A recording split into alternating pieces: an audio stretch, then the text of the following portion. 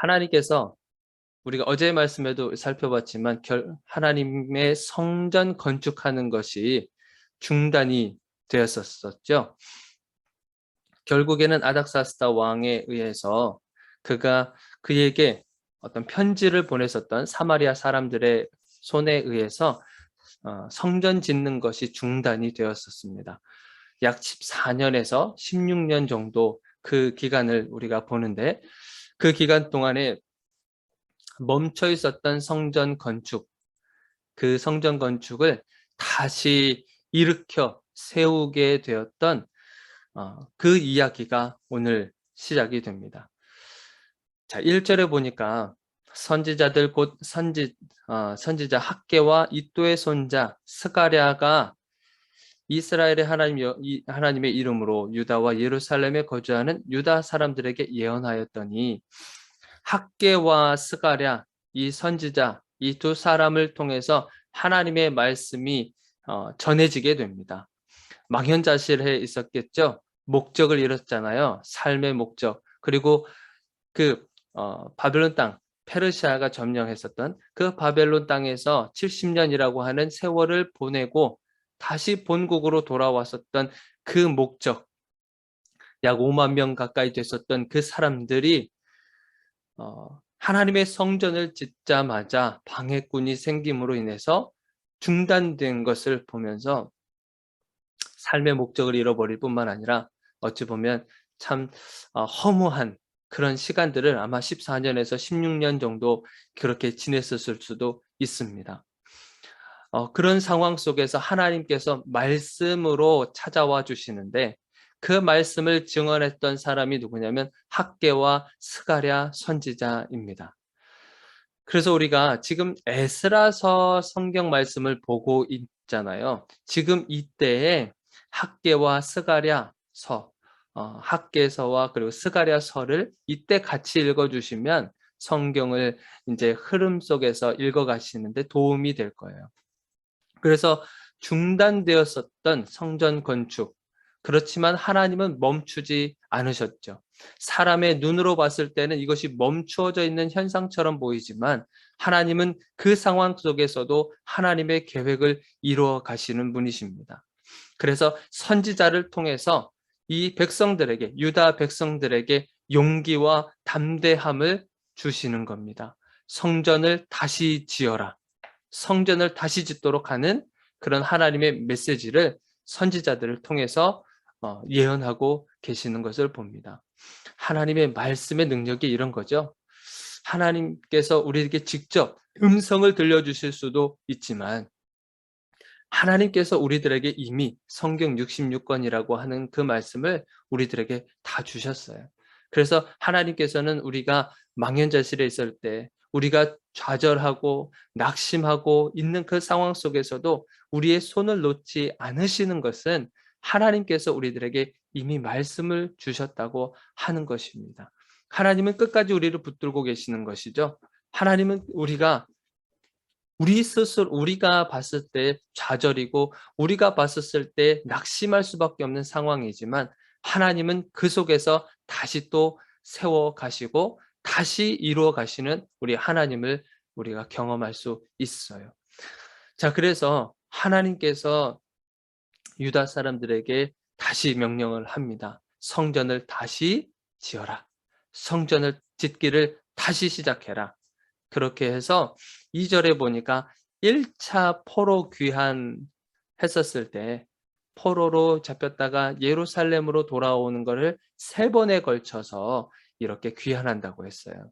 그래서 첫 번째, 그래서 우리가 1차 포로 귀환이라고 얘기를 하는데 1차 때 그 리더가였던 수룹바벨과 예수아라고 했었죠. 수룹바벨과 예수아가 다시 이 성전 짓는 것을 시작합니다. 자, 시작했었을 때 어떤 기분이었었겠습니까? 중단되었고 다 이렇게 멈춰져 버린 그 상황 속에서 다시 지금 성전을 짓게 되는 이 백성들의 모습들, 그들의 마음속에 또 다른 이런 열정들이 또 나타나지 않았겠습니까? 자, 그때 3절에 보니까 누가 등장하냐면 자, 유브라데강 건너편 총독 다뜨네와 스달보스네와 그들의 동관들이 다 나와 그들에게 이르되 누가 너희에게 명령해서 이 성전을 건축하고 성곽을 마치게 하였느냐. 이 총독 다뜨네와 스달보스네와 그의 친구들, 동료들이 와서 질문을 하는 거예요. 지금 너희들이 하고 있는 이 일을 누가 시켰냐고 하는 거예요. 자기네들에게 허락을 받은 적이 없는데 자기네들에게 어떤 명령이 떨어졌거나 그런 것이 없는데 지금 성전을 짓고 성곽을 거의 마치는 그런 상황 속에 있는 것을 보면서 이것을 도대체 너희에게 명령한 사람이 누구냐라고 물어보게 되는 거예요. 그랬었을 때 지금 이 총독 다트네어 스달보스네가 이 사람들에게 도저히 어떤 공사하는 것을 막을 수가 없기 때문에 이것을 다리오 왕에게 이 상황을 이제 보고를 하게 되는 장면이 이제 등장하게 됩니다. 그러니까 여기서 지금 왕권이 바뀐 거예요. 다리오 왕이라고 하는 사람으로 왕권이 바뀐 겁니다. 그전에는 아닥사스다 왕이었잖아요. 그 왕권에서 지금 다리오 왕에게 지금 넘어가 있는 상태인 겁니다. 그래서 다리오 왕에게 이런 이제 편지를 써서 보내게 되는 거예요. 자, 6절에 보니까 자, 총독 다트네와 스달보스네와 그리고 그의 친구들, 동료들, 그리고 그 사람 중에 아비삭이라는 그 사람이 다리오 왕에게 올린 글에 그 초본을 이제 7절부터 기록하고 있는 겁니다. 이 왕에게 올린 이 글을 보면, 편지 글을 보면요, 정말 대단합니다. 어, 어떻게 하나님은 참 사람을 하나님의 역사를 이뤄 가시는데 예상하지 못했던 그 사람들을 하나님께서 사용하고 있는 것을 우리가 볼 수 있어요. 다트네와 스달보스네 이 사람들은 정말 예상치 못했던 사람들이거든요. 물론 다리오 왕도 앞으로 이제 나오겠지만, 그리고 고레스 왕도 마찬가지겠지만, 하나님께서 하나님의 역사를 이루어 가시고 하나님의 뜻을 이루어 가실 때에는 우리가 상상하지 못했었던 사람들을 우리가 예상하거나 계획했거나 했었던 그 사람들을 하나님께서 사용하기보다도 오히려 예상하지 못했던 사람들을 통해서 역사하시는 것을 더 많이 경험하게 됩니다. 성경에도 그런 사람들 많아요. 예수님께서 사용하시는 사람들. 때로는 부자인 사람을 사용하기도 하고, 때로는 가난한 사람을 사용하기도 하고, 병든 사람을 사용하실 뿐만 아니라 오히려 예수님을 대적하는 사람들을 또 사용하시기도 합니다. 하나님의 진리, 하나님의 복음의 메시지를 증거하며 나갔을 때 꼭 신실한 사람들을 통해서만 그 복음의 역사가 흘러가지 않아요. 어, 하나님께서는 다양한 사람들을 사용하고 있는 것을 보게 됩니다. 물론 그것이 선한 의도로 하나님께서 사용하시기도 하지만 어찌 됐건 하나님께서 사람들을 사용하실 때 우리가 예상치 못한 사람들을 사용하신다. 여기 나온 이 사람들도 마찬가지예요. 다리오 왕에게 지금 이 상황들을 편지로 써서 보내게 됩니다. 보내게 된 목적이 뭐겠습니까? 정말 지금 이 유다 사람들이 말하고 있는 이것이 사실인지 아닌지 이것을 한번 왕이시여 한번 조사해 주셨으면 좋겠습니다. 이 사람들의 말이 지금 고레스 왕을 통해서 우리가 이 예루살렘 본국으로 돌아왔다.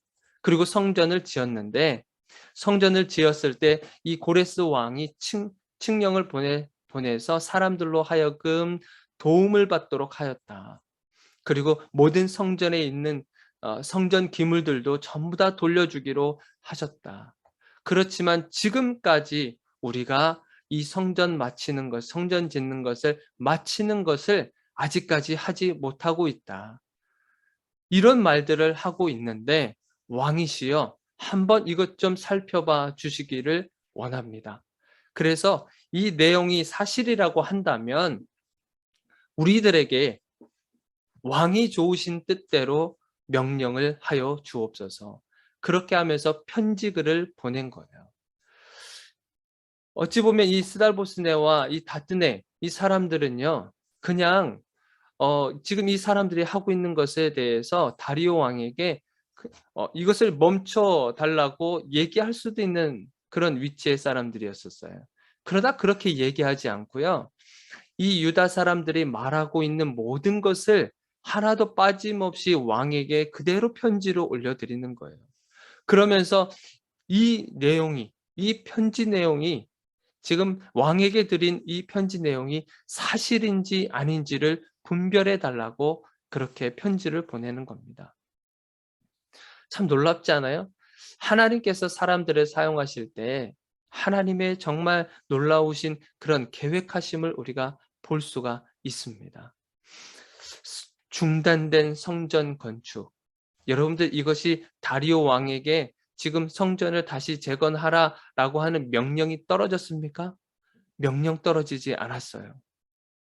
명령이 오기도 전에 하나님의 말씀을 듣고 학개와 스가랴 선지자의 그 말씀을 듣고 명령이 떨어지지도 않았는데 그 말씀을 듣고 지금 성전을 다시 시작하고 있는 이들의 모습들. 자칫했다가는요. 이거 왕의 명령에 불순종할 뿐만 아니라 어찌 보면 지금 유다 백성들이 다 죽임을 당할 수도 있는 상황이 될 수 있어요. 왜냐하면 왕의 명령이 떨어지지도 않았거든요. 그런데 지금 이 사람들이 어떤 용기가 나서 이렇게 했을까요? 그 어떤 것으로도 이 사람들의 그 마음에 있었던 용기와 이 담대함을 끄집어낼 수 없지만 하나님의 말씀은 우리들의 가슴속에 있는 그 용기와 담대함을 끄집어낼 수 있다고 하는 사실입니다. 하나님의 말씀 때문에 그래요. 다른 그 어떤 것이 아니라 하나님의 말씀 때문에 우리가 용기를 얻을 수 있는 거예요. 하나님의 말씀 때문에 우리가 담대해질 수 있고요. 하나님의 말씀 때문에 우리가 이 세상 속에 살아가고 있지만 우리가 정체성을 잃지 않고 살아갈 수 있는 그 유일한 방법이 하나가 바로 이 말씀 때문에 그렇다고 하는 겁니다. 아무리 주변에서 우리를 뜯어말린다 할지라도 우리들에게 손가락질을 하고 정말 융통성 없는 사람들이라고 그렇게 바보스럽게 살아가는 사람들이라고 우리들에게 그런 평가를 내린다 할지라도 우리가 그것에 요동하지 않는 것은 하나님의 말씀 때문에 그렇잖아요.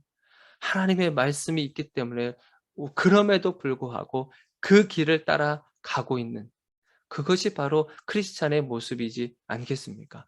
하나님은 하나님의 역사를 하나님께서 행하십니다. 하나님의 방법으로 행하시는 우리 주님이세요. 그래서 우리에게 용기와 담대함을 주시는 것은 하나님의 말씀이다. 예전에 어떤 목사님이 그런 말씀을 하셨어요.